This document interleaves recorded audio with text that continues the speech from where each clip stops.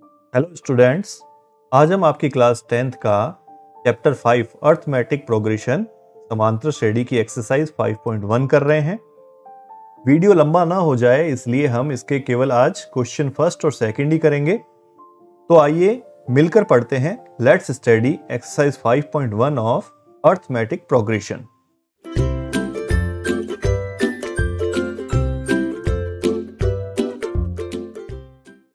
इसका पहला क्वेश्चन है, निम्नलिखित स्थितियों में से किन स्थितियों में संबद्ध संख्याओं की सूची एपी है और क्यों?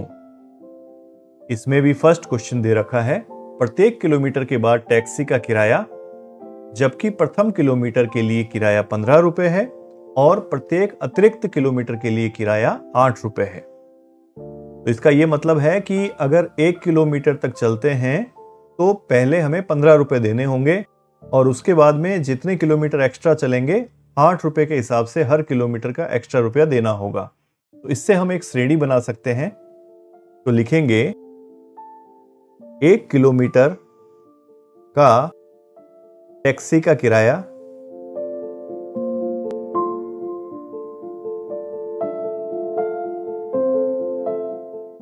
इक्वल्स टू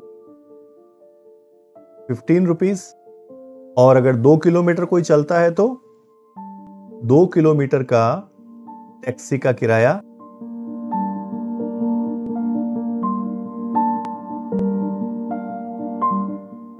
15 प्लस 8, पहले किलोमीटर के 15 और दूसरे किलोमीटर के 8, तो मिलकर हो गए 23 रुपीज। अगर 3 किलोमीटर कोई चले तो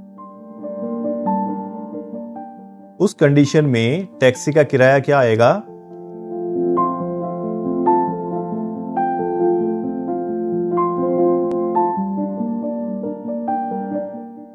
₹23 तो 2 किलोमीटर के हो गए और उसमें 8 और जोड़ देते हैं तो ये हो गए 31 रुपीज।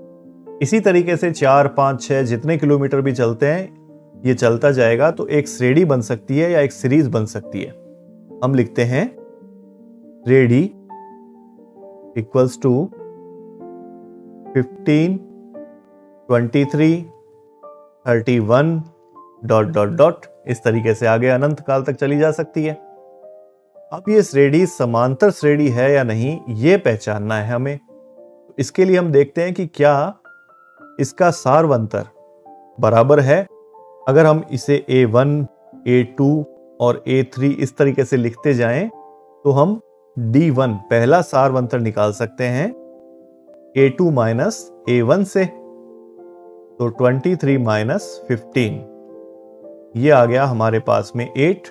और इसी प्रकार से दूसरा सारवंतर निकाला जाए A3 माइनस A2 से, तो 31 माइनस 23 ये भी आ गया 8। तो अगर ये सारवंतर बराबर हैं इसका मतलब कि ये AP है। तो लिख देंगे क्योंकि D1 इक्वल्स टू D2 इसलिए ये AP है। हमसे पूछा था कि क्या ये AP है, हमने कहा हाँ ये AP है। और क्यों है? क्योंकि D1 और D2 बराबर है, सारवंतर बराबर है। नेक्स्ट क्वेश्चन करते हैं। क्वेश्चन है, किसी बेलन में उपस्थित हवा की मात्रा जबकि वायु निकालने वाला पंप प्रत्येक बार बेलन की हवा का 1/4 भाग बाहर निकाल देता है। तो इसका मतलब यह है कि अगर पहले जितनी हवा थी एक बार पंप दबाते हैं तो उसका 1/4 भाग कम हो जाता है हवा का। तो अगर ऐसा 3-4 बार किया जाए तो अब लास्ट में हवा कितनी रह जाती है उसकी एक श्रेणी बनाई जा सकती है। तो हमें पता ही नहीं है पहले हवा कितनी थी, तो मान लेते हैं माना शुरू में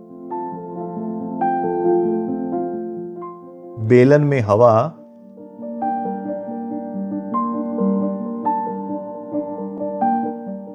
equals to x metre cube. प्रथम बार पंप से हवा निकाली गई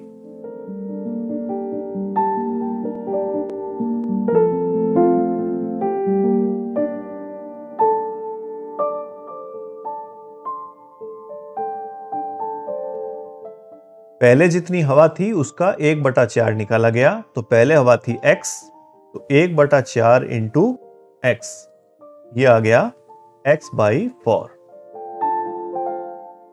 जब x/4 हवा निकाल ली तो शेष कितनी बची हवा, देखते हैं। शेष हवा x माइनस x/4, पहले x थी, अब उसमें से x/4 निकल गई, तो बच कितनी गई, एलसीएम लेके निकाला जा सकता है। ये हो गया 4x माइनस x, मतलब 3x/4। अब इतनी हवा शेष बच गई। अगर एक बार और पंप दबाया जाए तब, तो लिखेंगे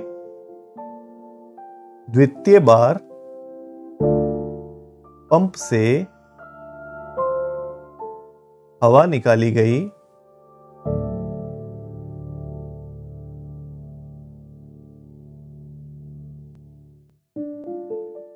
1/4 भागी निकलेगी, लेकिन किसकी, 3x/4 की, तो लिखेंगे 1/4 इंटू 3x/4, तो ये हो गई 3x/16 मीटर क्यूब। इतनी हवा निकाल ली गई। अब शेष कितनी बची, तो शेष हवा 3x/4 में से हम 3x/16 घटा देते हैं, तो एलसीएम लेते हैं। 16 आ गया, 4 का भाग 16 में लगा 4 को 3x से गुणा करो, 12x माइनस 3x, तो ये आ गया 9x/16। तो अब एक सीरीज बन सकती है कि हवा बेलन में कितनी कितनी रही। शुरुआत में x थी, उसके बाद में थी 3x/4, अब हो गई 9x/16, और इसी तरीके से पंप और अगर इसमें हवा निकालता रहा तो ये आगे बढ़ती जाएगी।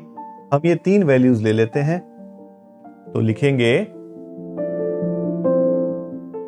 Ready equals to x 3x/4 और 9x/16 ... इसी तरीके से आगे चलती जाएगी। अब देखते हैं कि D1 और D2 इक्वल आते हैं क्या, तो D1 होएगा A2 माइनस A1, तो लिखेंगे 3x/4 माइनस x, इसका एलसीएम ले लेते हैं। एलसीएम आ गया 4, तो 3x माइनस 4x, 3x में से 4x गया तो बचा माइनस का x/4। अब D2 होता है A3 माइनस A2, तो 9x/16 माइनस 3x/4, फिर से एलसीएम लिया जाए।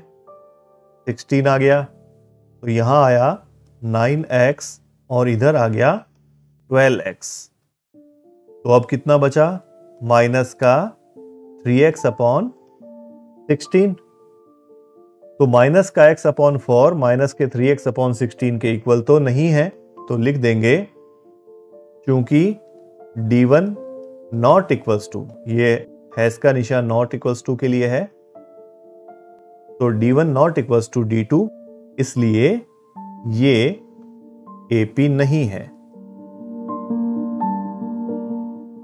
और ये इसका आंसर हो जाएगा। Next question.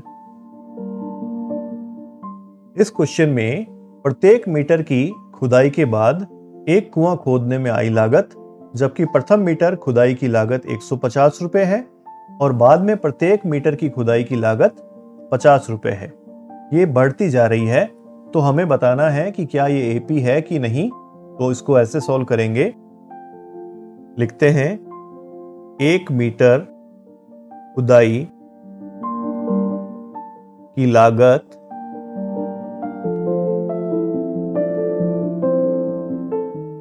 150 रुपीज। अगर 2 मीटर खुदाई की जाए तो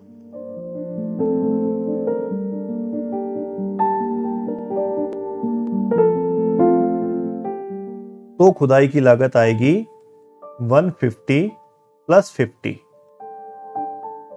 200 रुपीज। और अगर 1 मीटर और खुदाई कर ली जाए, मतलब 3 मीटर की खुदाई कर दी जाए, खुदाई की लागत 50 रुपए और बढ़ जाएगी, तो 200 प्लस 50 अब हो गई 250 रुपए। तो इससे एक श्रेणी बन सकती है। श्रेणी हो जाएगी 150, 200, 250 एंड डॉट डॉट डॉट। अब देखते हैं कि D1 क्या आता है। D1 A2 माइनस A1, ये हो गया 200 माइनस 150, आ गया 50। इसी प्रकार से D2 निकालो, A3 माइनस A2, 250 माइनस 200, ये भी 50।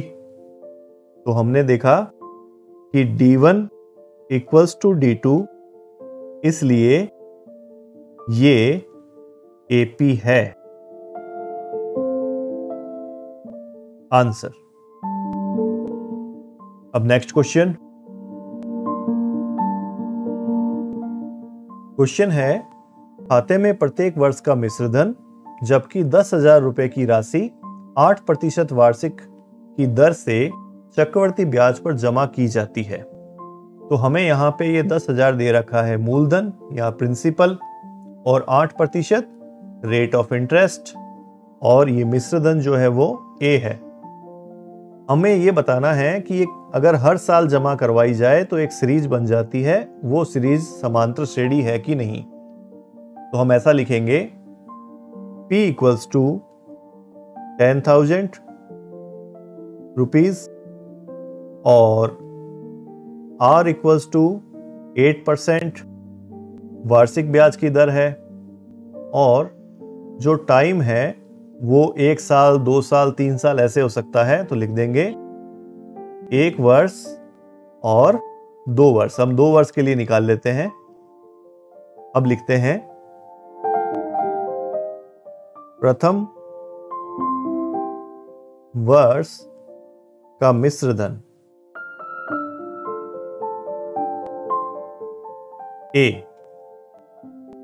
फॉर्मूला क्या होता है?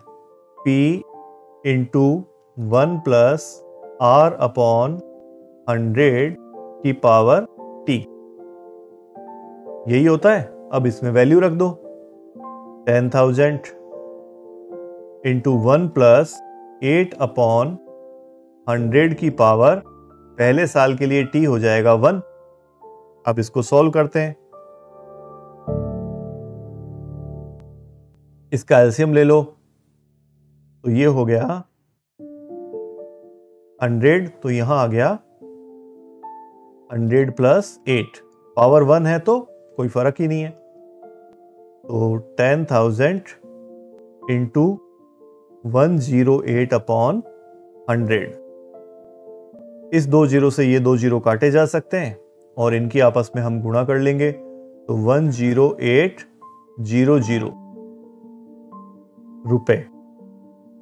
अब हम क्या करते हैं, मिश्र धन ज्ञात करते हैं 2 साल के लिए। तो लिखते हैं, द्वितीय वर्ष का मिश्र धन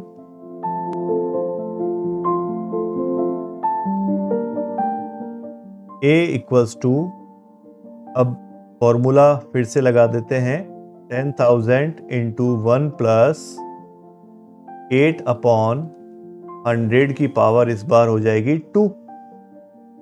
सॉल्व करते हैं, 10,000 इंटू, इसको हम सॉल्व कर चुके हैं, 108/100, पावर 2 होने के कारण एक बार और लिख दो, 108/100। अब हम इस 2 जीरो से ये 2 जीरो काट सकते हैं और ये 2 जीरो इनको काट देगा। 108 को 108 से गुणा करते हैं, तो 11,664 रुपीज ये आ गया। अब एक श्रेणी बना लेते हैं, श्रेणी या सीरीज।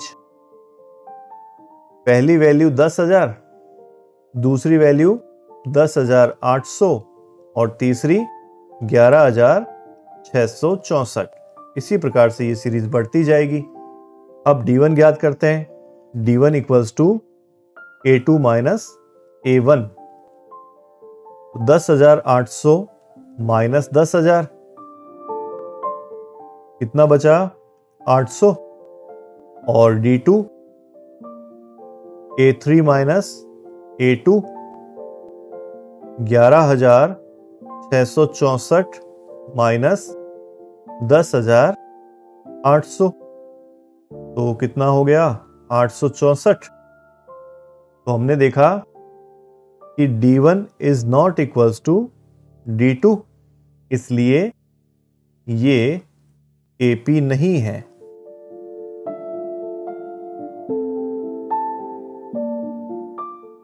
यही इसका आंसर हो जाएगा। चलिए अब क्वेश्चन नंबर 2 में बढ़ते हैं। क्वेश्चन नंबर 2 है कि दी हुई AP के प्रथम 4 पद लिखिए, जबकि प्रथम पद A और सार्व अंतर D निम्नलिखित हैं। तो हमें पहले के 4 पद ज्ञात करने हैं। A और D दे रखा है, तो हम लिखेंगे प्रथम 4 पद होते हैं A plus D, A plus 2D और A प्लस 3D। फॉर्मूला तो यही है। अब इसमें वैल्यू रख देते हैं। तो 10 प्लस 10, क्योंकि A और D दोनों ही 10-10 दे रखा है। 10 प्लस 2 इंटू 10 और 10 प्लस 3 इंटू 10। तो यहां आया 10, 20, 30 और 40। तो ये है प्रथम 4 पद और यही है इसका आंसर। नेक्स्ट क्वेश्चन, दूसरे का दूसरा क्वेश्चन है जिसमें A है -2 और D है 0। सार्व अंतर अगर है ही नहीं तो सीरीज में सभी पद -2 ही आएंगे, लेकिन इसको फॉर्मूले से करेंगे। तो लिखेंगे प्रथम 4 पद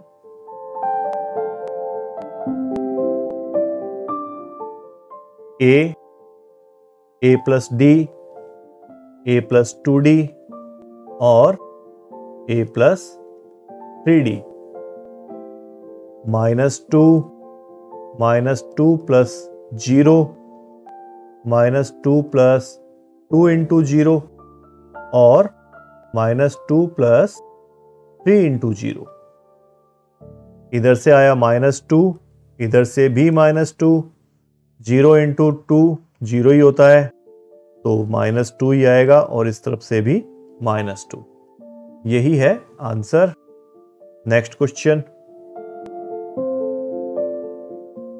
इस बार A है 4 और D है -3। तो इसको लिखते हैं प्रथम 4 पद A plus D, A plus 2D और A प्लस 3D। वैल्यू रख देते हैं। 4 प्लस -3, 4 प्लस 2 इंटू -3 और 4 प्लस 3 इंटू -3। 4 और ये हो जाएगा 4 -3। 2 से इसको गुणा करोगे तो -6 और -6 और 3 से -3 की गुणा करोगे तो -9, तो 4 -9। तो हमारे पास में जो वैल्यू आएगी वो है 4 में से 3 गया 1, 4 में से -6 -2 और 4 में से -9 -5। यही है आंसर। अब नेक्स्ट क्वेश्चन, इस बार A है -1 और D है 1/2। तो लिखते हैं प्रथम 4 पद A a plus D, a plus 2d और a प्लस 3d। वैल्यू रखते हैं -1, -1 प्लस 1/2, -1 प्लस 2 इंटू 1/2 और -1 प्लस 3 इंटू 1/2। इधर से आ गया -1, इधर एलसीएम ले लेते हैं 2, तो -2 प्लस 1, इधर ये 2 से 2 कट गया, तो -1 प्लस 1 यहां से आ गया हमारे पास में 0। इधर फिर एलसीएम लिया जा सकता है 2, तो -2 प्लस 3। फाइनल वैल्यू क्या आ गई? -1, -2 में से 1 गया तो -1, -1/2, 0 और 3 में से 2 गया तो 1/2। ये इसका आंसर। अब आज का लास्ट क्वेश्चन करते हैं, दूसरे का 5वां क्वेश्चन। यहां हमें दे रखा है a -1.25 और d माइनस का 0.25। तो इसके प्रथम 4 पद क्या होंगे? लिखते हैं, प्रथम 4 पद वही a plus d, a plus 2d और a प्लस 3d। यहां से रखते हैं, पूरी जगह चाहिए, -1.25 और a प्लस डी की जगह रखते हैं माइनस का 1.25 प्लस माइनस का 0.25। a प्लस 2d की जगह रखते हैं माइनस का 1 प्लस 25 प्लस 2 इंटू माइनस 0.25 और a प्लस 3d की जगह रखते हैं -1.25 प्लस 3 इंटू माइनस 0.25 और इसको सॉल्व कर लेते हैं। -1.25 ये हो गया माइनस का 1.25 माइनस 0.25 और इधर माइनस का 1.25 और इसको गुणा कर लेंगे तो आ जाएगा माइनस का 0.50 और माइनस का 1.25 3 से इसको गुणा करोगे तो आएगा माइनस का 0.75। तो अब 4 पद पहले मिलेंगे 1.25, इन्हें हम जोड़ेंगे तो मिल जाएगा माइनस का 1.50, इनको आप जोड़ो माइनस का 1.75 और ये जुड़कर हो गए माइनस के 2.0।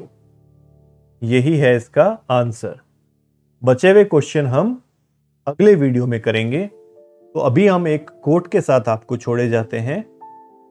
तो एक सुंदर सा कोट जो वॉल्ट डिज्नी ने दिया, all our dreams can come true if we have the courage to pursue them. मतलब यह है कि हमारे सभी सपने सच हो सकते हैं अगर हम में उन्हें पूरा करने का साहस हो। तो आप अपना साहस बनाए रखें और इसी के साथ में आज का वीडियो हम यहाँ खत्म करते हैं। अगले वीडियो में हम तीसरे और चौथे क्वेश्चन के साथ मिलेंगे। तब तक के लिए thank you and all the best.